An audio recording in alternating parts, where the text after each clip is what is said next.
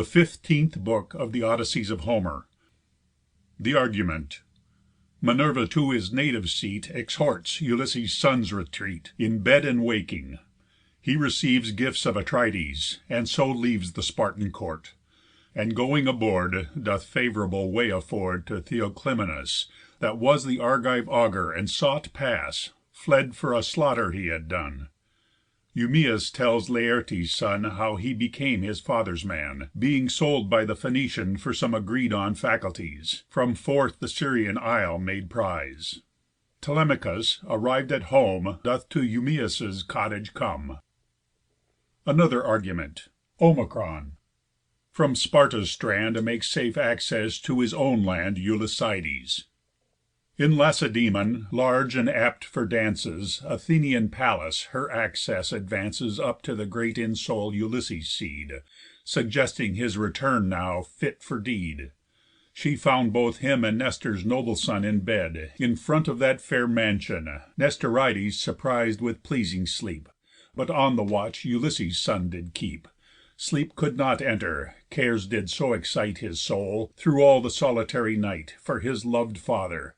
To him near she said: "Telemachus, 'tis time that now were stay'd Thy foreign travels, since thy goods are free For those proud men that all will eat from thee. Divide thy whole possessions, and leave Thy too late presents nothing to receive. Incite the shrill voic'd Menelaus then, To send thee to thy native seat again, While thou mayst yet find in her honour strong Thy blameless mother, 'gainst thy father's wrong. For both the father and the brothers too Of thy lov'd mother will not suffer so Extended any more her widow's bed, But make her now her richest wooer wed, Eurymachus, who chiefly may augment Her gifts, and make her jointure eminent. And therefore haste thee, lest in thy despite Thy house stand empty of thy native right.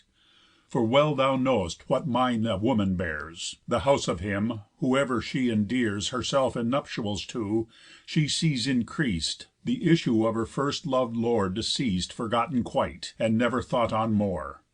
In thy return then, the recounted store Thou findest reserv'd, to thy most trusted maid Commit in guard, till heav'n's powers have purvey'd A wife, in virtue and in beauty's grace, Of fit sort for thee, to supply her place. And this note more I'll give thee, which repose In sure remembrance: The best sort of those that woo thy mother Watchful scouts address, both in the straits Of the Ithacensian seas, and dusty Samos, With intent t' invade and take thy life, Ere thy return be made. Which yet I think will fail, and some of them That waste thy fortunes, taste of that extreme They plot for thee. But keep off far from shore, And day and night sail, for a foreright blore. Whoever of th' Immortals that vow guard And 'scape to thy return, will see prepar'd. As soon as thou arriv'st, dismiss to town Thy ship and men, and first of all make down To him that keeps thy swine, and doth conceive A tender care to see thee well survive. There sleep, and send him to the town, to tell The chaste Penelope that safe and well Thou liv'st in his charge, and that Pylos' sands The place contain'd from whence thy person lands." Thus she to large Olympus made ascent, When with his heel a little touch he lent To Nestor's son, whose sleep's sweet chains he loos'd, Bad rise, and see in chariot enclose Their one hoof'd horse, that they might straight be gone. "No such haste," he replied, "night holds her throne, And dims all way to course of chariot. The morn will soon get up, nor see forgot The gifts with haste, that will, I know, be rich, And put into our coach with gracious speech By lance fam'd Menelaus. Not a guest Shall touch at his house, but shall store his breast With fit mind of an hospitable man, To last as long as any daylight can His eyes recomfort, in such gifts as he Will proofs make of his hearty royalty." He had no sooner said, but up arose Aurora, that the golden hills repose. And Menelaus, good at martial cries, From Helen's bed rais'd, to his guests applies His first appearance, whose repair made known T' Ulysses' lov'd son. On his robe was thrown About his gracious body, his cloak cast Athwart his ample shoulders, and in haste Abroad he went, and did the king accost: "Atrides, guarded with heav'n's deified host, Grant now remission to my native right, My mind now urging mine own house's sight. "Nor will I stay," said he, "thy person long, Since thy desires to go are grown so strong. I should myself be angry to sustain The like detention urg'd by other men. Who loves a guest past mean will hate. The mean in all acts bears the best estate. Alike ill 'tis to thrust out such a guest As would not go, as to detain the rest. We should a guest love, while he loves to stay, And, when he likes not, give him loving way. Yet suffer so, that we may gifts impose In coach to thee, which ere our hands enclose Thine eyes shall see, lest else our loves may glose. Besides, I'll cause our women to prepare What our house yields, and merely so much fare As may suffice for health. Both well will do, Both for our honour and our profit too. And serving strength with food, you after may As much earth measure as will match the clay. If you will turn your course from sea, and go Through Greece and Argos, that myself may so Keep kind way with thee, I'll join horse, and guide To our human cities. Nor ungratified Will any one remit us. Some one thing Will each present us, that along may bring Our pass with love, and prove our virtues blaz'd, A caldron or a tripod richly braz'd, 2 mules, a bowl of gold, that hath his price Heighten'd with emblems of some rare device." The wise prince answer'd: "I would gladly go Home to mine own, and see that govern'd so That I may keep what I for certain hold, Not hazard that for only hop'd for gold. I left behind me none so always fit To give it guard, as mine own trust with it. Besides, in this broad course which you propose, My father seeking I myself may lose." When this the shrill voic'd Menelaus heard, He charg'd his queen and maids to see prepar'd Breakfast, of what the whole house held for best. To him rose Eteoneus from his rest, Whose dwelling was not far off from the court, And his attendants his command did sort With kindling fires, and furth'ring all the roast, In act of whose charge no time he lost. Himself then to an odorous room descended, Whom Megapenthe and his queen attended. Come to his treasury, a 2-ear'd cup He choos'd of all, and made his son bear up A silver bowl. The queen then taking stand Aside her chest, where by her own fair hand Lay vests of all hues wrought, she took out one Most large, most artful, chiefly fair, and shone Like to a star, and lay of all the last. Then through the house with either's gifts they past, When to Ulysses' son Atrides said: "Telemachus, since so entirely sway'd Thy thoughts are with thy vow'd return now tender'd, May Juno's thund'ring husband see it render'd Perfect at all parts, action answering thought. Of all the rich gifts, in my treasure sought, I give thee here the most in grace and best, A bowl but silver, yet the brims compress'd With gold, whose fabric his desert doth bring From Vulcan's hand, presented by the king And great hero of Sidonia's state, When at our parting he did consummate His whole housekeeping. This do thou command." This said, he put the round bowl in his hand, And then his strong son Megapenthe plac'd The silver cup before him, amply grac'd With work and lustre.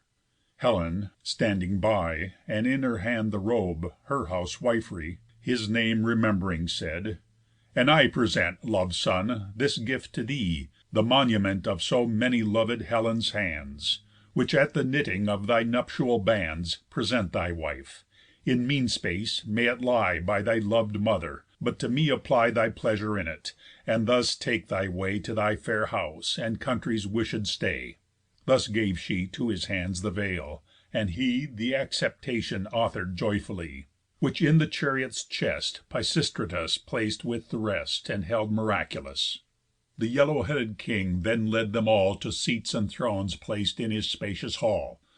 The handmaid water brought, and gave it stream From out a fair and golden ewer to them, From whose hands to a silver caldron fled The troubled wave. A bright board then she spread, On which another reverend dame set bread, To which more servants store of victuals serv'd. Eteoneus was the man that curv'd, And Megapenthe fill'd them all their wine. All fed and drank, till all felt care decline For those refreshings. Both the guests did go To horse and coach, and forth the portico A little issued. when the yellow king brought wine himself, that, with an offering to all the Gods, they might their journey take, he stood before the Gods, and thus he spake: "Farewell, young princes. To grave Nestor's ear this salutation from my gratitude bear, that I profess, in all our Ilion wars, he stood a careful father to my cares." To whom the wise Ulysses replied: "With all our utmost shall be signified, Jove‐kept Atrides, your right royal will; and would to God I could as well fulfil mine own mind's gratitude, for your free grace, in telling to Ulysses, in the place of my return, in what accomplish'd kind I have obtained the office of a friend at your deservings, whose fair end you crown'd with gifts so many, and of such renown."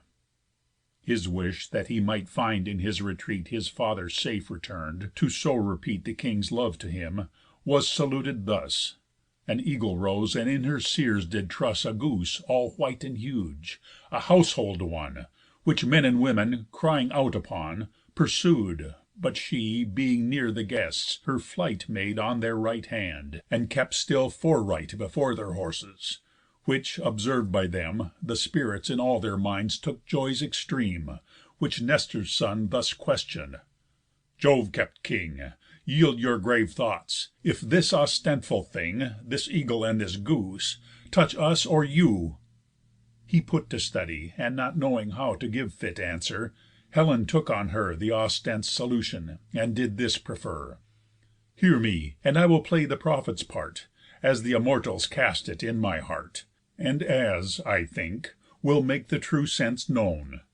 As this Jove's bird, from out the mountains flown, Where was her eyrie, and whence rose her race, Truss'd up this goose, that from the house did graze; So shall Ulysses, coming from the wild Of seas and sufferings, reach, unreconcil'd, His native home, where ev'n this hour he is, And on those house fed Wooers those wrongs of his Will shortly wreak, with all their miseries."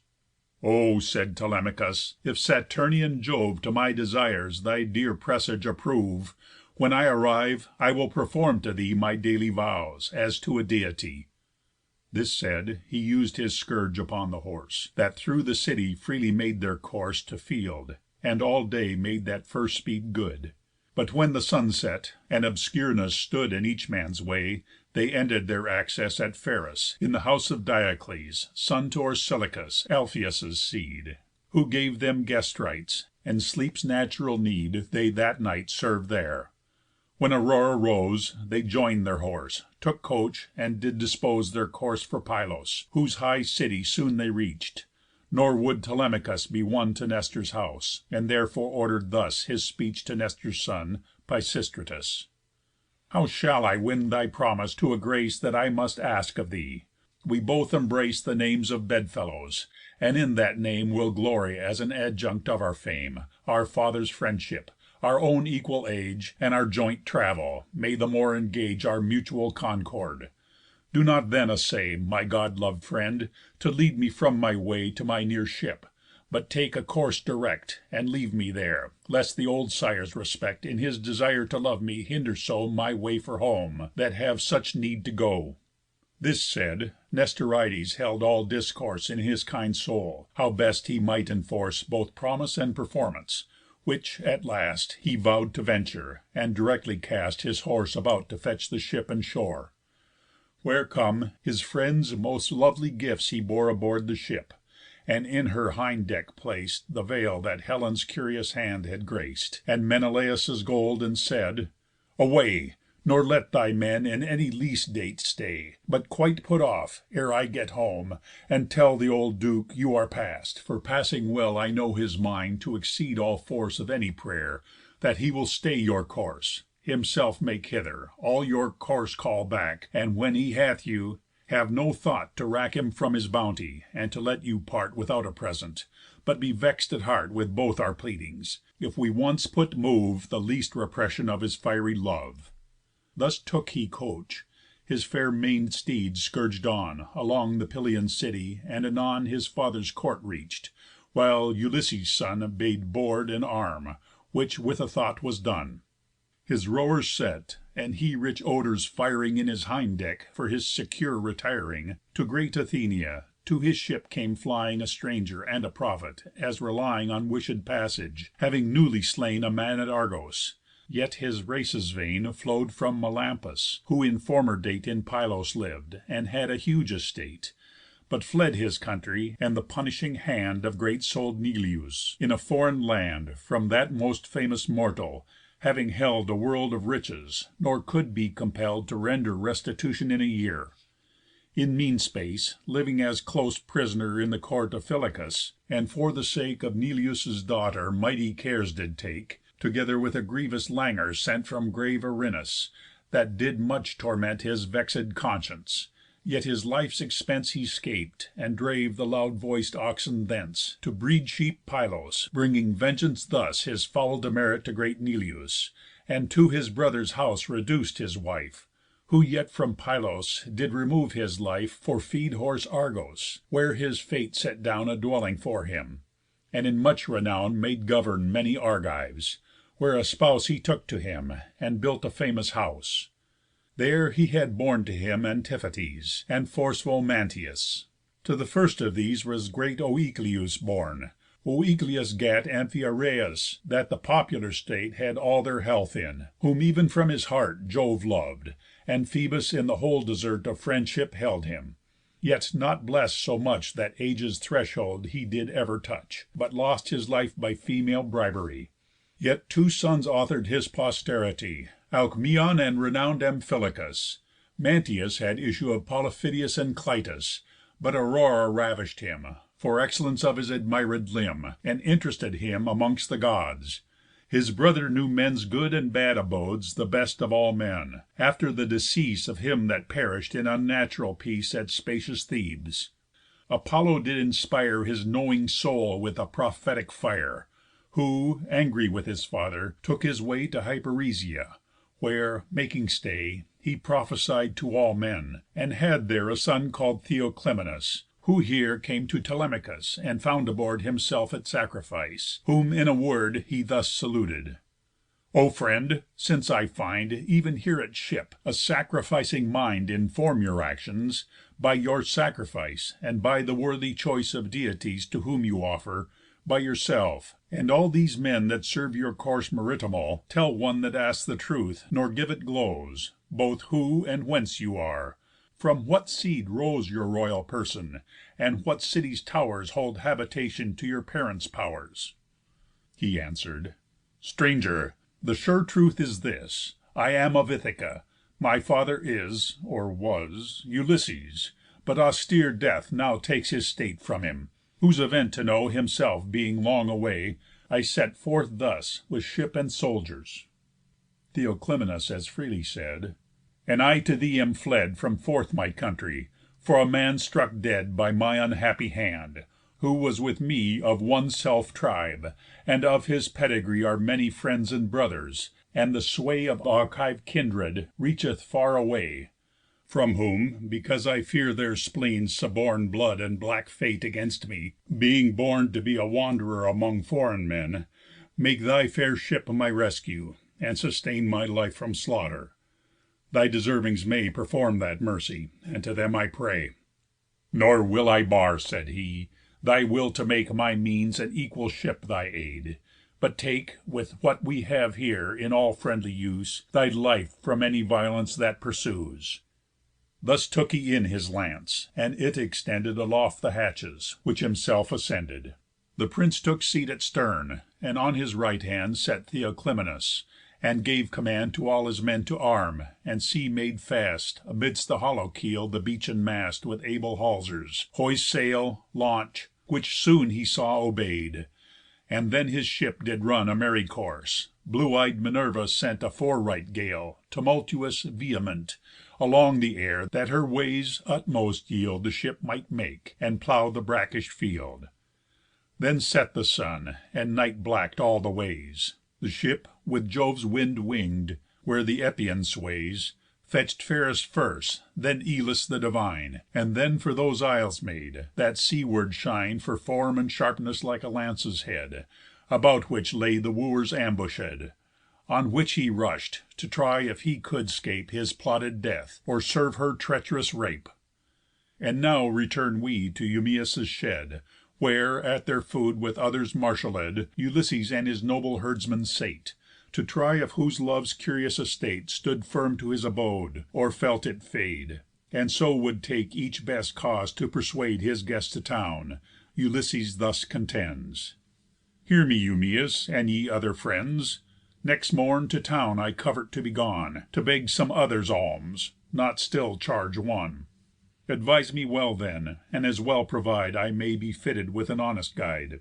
For through the streets, since need will have it so, I tread, to find if any will bestow A dish or drink on me, or a bit of bread, Till to Ulysses' house I may be led, And there I'll tell all wise Penelope news, Mix'd with the Wooers' pride; and, since they use To fare above the full, their hands excite To some small feast from out their infinite. For which I'll wait, and play the serving man, Fairly enough, command the most they can. For I will tell thee, note me well and hear, That if the will of Heav'n's messenger, Who to the works of men of any sort Can grace infuse and glory, nothing short Am I of him, that doth to most aspire In any service, as to build a fire, To cleave sere wood, to roast or boil their meat, To wait at board, mix wine, or know the neat, Or any work in which the poor call'd worst, To serve the rich call'd best, in fate are forc'd." He, angry with him, said: "Alas, poor guest! Why did this counsel ever touch thy breast? Thou seek'st thy utter spoil beyond all doubt, If thou giv'st venture on the Wooers' rout, Whose wrong and force affects the iron heav'n. Their light delights are far from being giv'n To such grave servitors. Youths richly trick'd In coats or cassocks, locks divinely slick'd, And looks most rapting, ever have the gift To taste their crown'd cups, and full trenchers shift. Their tables ever like their glasses shine, Loaded with bread, with varied flesh, and wine. And thou go thither? Stay, for here do none Grudge at thy presence, nor myself, nor one Of all I feed. But when Ulysses' son Again shall greet us, he shall put thee on Both coat and cassock, and thy quick retreat Set where thy heart and soul desire thy seat." Industrious Ulysses gave reply: "I still much wish, that Heav'n's chief Deity Love thee as I do, that hast eas'd my mind Of woes and wand'rings never yet confin'd. Nought is more wretched in a human race, Than country's want, and shift from place to place. But for the baneful belly men take care Beyond good counsel, whosoever are In compass of the wants it undergoes By wand'rings, losses, or dependent woes. Excuse me therefore, if I err'd at home; Which since thou wilt make here, as overcome With thy command for stay, I'll take on me Cares appertaining to this place, like thee. Does then Ulysses' sire and mother breathe, Both whom he left in the age next door to death? Or are they breathless, and descended where The dark house is, that never day doth clear?" "Laertes lives," said he, "but ev'ry hour Beseecheth Jove to take from him the pow'r That joins his life and limbs.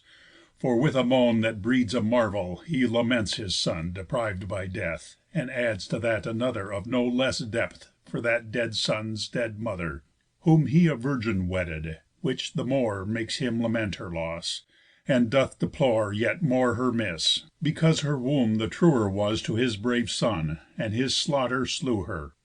Which last love to her doth his life engage, And makes him live an undigested age. O such a death she died, as never may Seize any one that here beholds the day, That either is to any man a friend, Or can a woman kill in such a kind. As long as she had being, I would be A still inquirer, since 'twas dear to me, Though death to her, to hear his name, When she heard of Ulysses. For I might be bold. She brought me up, and in her love did hold My life, compar'd with long veil'd Ctimene, Her youngest issue, and in some small degree Her daughter yet preferr'd, a brave young dame. And when of youth the dearly lovéd flame Was lighted in us, marriage did prefer The maid to Samos, whence was sent for her Infinite riches; when the queen bestow'd A fair new suit, new shoes, and all, and vow'd Me to the field, but passing loth to part, As loving me more than she lov'd her heart. And these I want now, but their business grows Upon me daily, which the Gods impose, To whom I hold all, give account to them, For I see none left to the diadem That may dispose all better. So I drink and eat of what is here, And whom I think, worthy or reverend, I have given to, still, these kinds of guest rites; For the household ill (which, where the Queen is, riots) Takes her still from thought of these things; Nor is it delight to hear, from her plight, Of or worker word; the Wooers spoil all. But yet my men will board Her sorrows often with discourse of all, Eating and drinking of the festival That there is kept, and after bring to field Such things as servants make their pleasures yield." "O me, Eumæus," said Laertes' son, "Hast thou then err'd so of a little one, Like me, from friends and country? Pray thee say, And say a truth, doth vast Destruction lay Her hand upon the wide way'd seat of men, Where dwelt thy sire and rev'rend mother then, That thou art spar'd there? Or else, set alone In guard of beeves or sheep, set the enemy on, Surpris'd, and shipp'd, transferr'd, and sold thee here? He that bought thee paid well, yet bought not dear." "Since thou enquirest of that, my guest," said he, "Hear and be silent, and mean space sit free In use of these cups to thy most delights. Unspeakable in length now are the nights.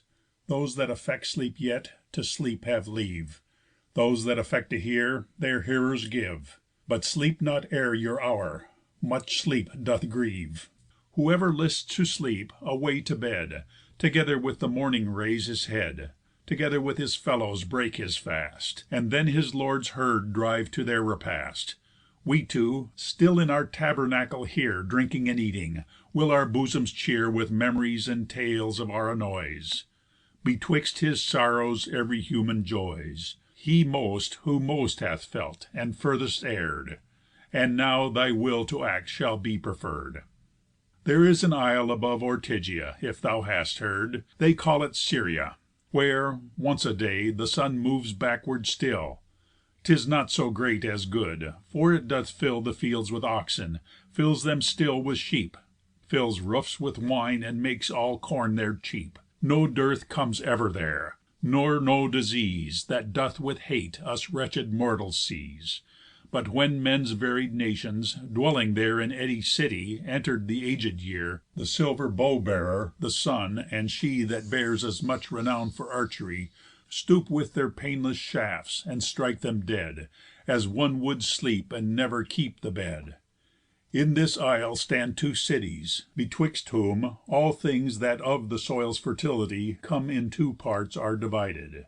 And both these my father rul'd, Ctesius Ormenides, a man like the Immortals. With these states the cross biting Phœnicians traffick'd rates Of infinite merchandise in ships brought there, In which they then were held exempt from peer. There dwelt within my father's house a dame, Born a Phœnician, skilful in the frame Of noble housewif'ries, right tall and fair. Her the Phœnician great wench net layer With sweet words circumvented, as she was washing her linen.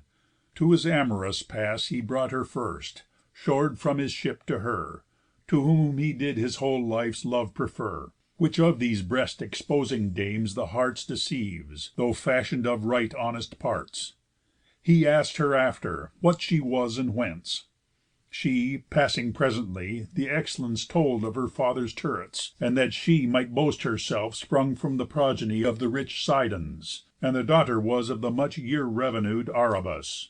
But that the Taphian pirates made her prize, As she return'd from her field housewif'ries. Transferr'd her hither, and at that man's house Where now she liv'd, for value precious sold Her to the owner. He that stole her love Bade her again to her birth seat remove, To see the fair roofs of her friends again, Who still held state, and did the port maintain Herself reported. She said, "Be it so. So you, and all that in your ship shall row, Swear to return me in all safety hence."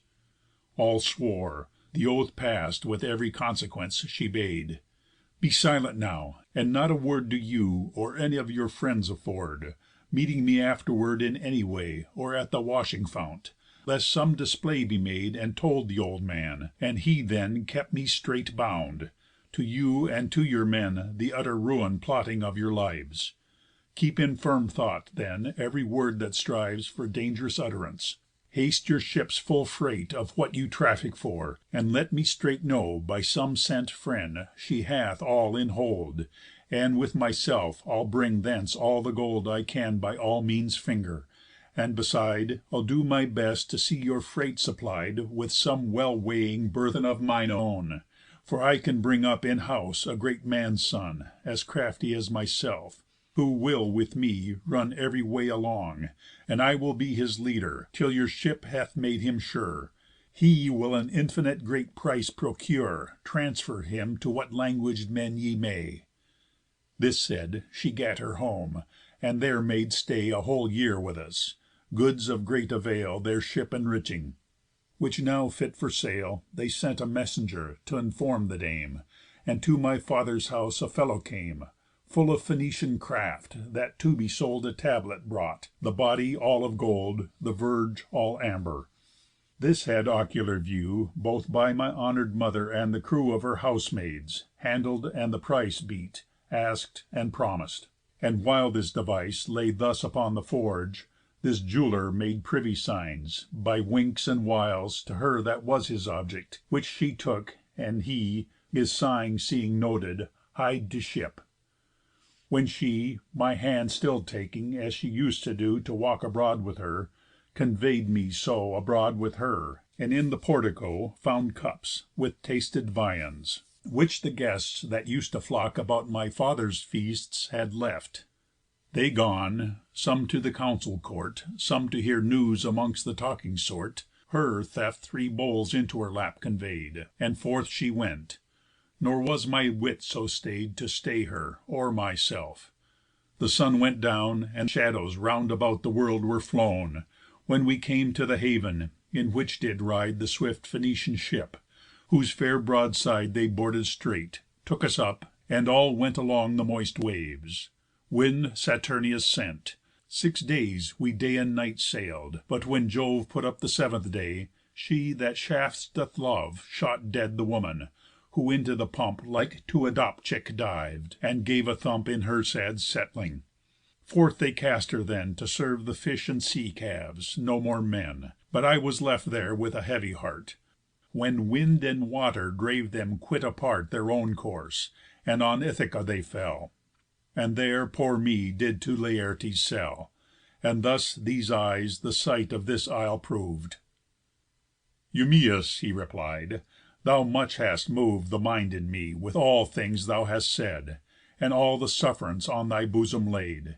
But, truly, to thy ill hath Jove join'd good, that one whose veins are serv'd with human blood hath bought thy service, that gives competence of food, wine, cloth to thee, and sure the expense of thy life's date here is of good desert, whose labours not to thee alone impart sufficient food and housing, but to me, where I through many a heap'd humanity have hither err'd, where though like thee not sold, nor stay'd like thee yet, nor not needful hold." This mutual speech they us'd, nor had they slept much time, before the much near morning leapt to her fair throne, and now struck sail the men that serv'd Telemachus, arriv'd just then near his lov'd shore, where now they stoop'd the mast, made to the port with oars, and anchor cast, made fast the ship, and then ashore they went, dress'd supper, fill'd wine, when, their appetites spent, Telemachus commanded they should yield the ship to the owner, while himself at field would see his shepherds. When light drew to end he would his gifts see, and to town descend, and in the morning at a feast bestow rewards for all their pains. "And whither now," said Theoclymenus, "my loved son, shall I address myself? Whose mansion of all men, in this rough‐hewn isle, shall I direct my way to, or go readily to thy house and thy mother?" He replied, "Another time I'll see you satisfied with my house entertainment, but as now you should encounter none that could bestow your fit entreaty, and, which less grace were, you could not see my mother, I not there. For she's no frequent object, but apart keeps from her wooers, woo'd with her desert up in her chamber at her housewif'ry. But I'll name one to whom you shall apply direct repair. And that's Eurymachus, renown'd descent to wise Polybus, a man whom the Ithacensians look on now as on a God, since he of all that woo is far superior man, and likest far to wed my mother, and as circular be in that honour as Ulysses was. But heav'n hous'd Jove knows the yet hidden paths of her disposure, and on them he may a blacker sight bring than her nuptial day." As this he utter'd, on his right hand flew a saker, sacred to the God of View, that in his talons truss'd and plum'd a dove. The feathers round the ship did rove, and on Telemachus fell, whom the augur then took fast by the hand, withdrew him from his men, and said: "Telemachus, this hawk is sent from God. I knew it for a sure ostent when first I saw it.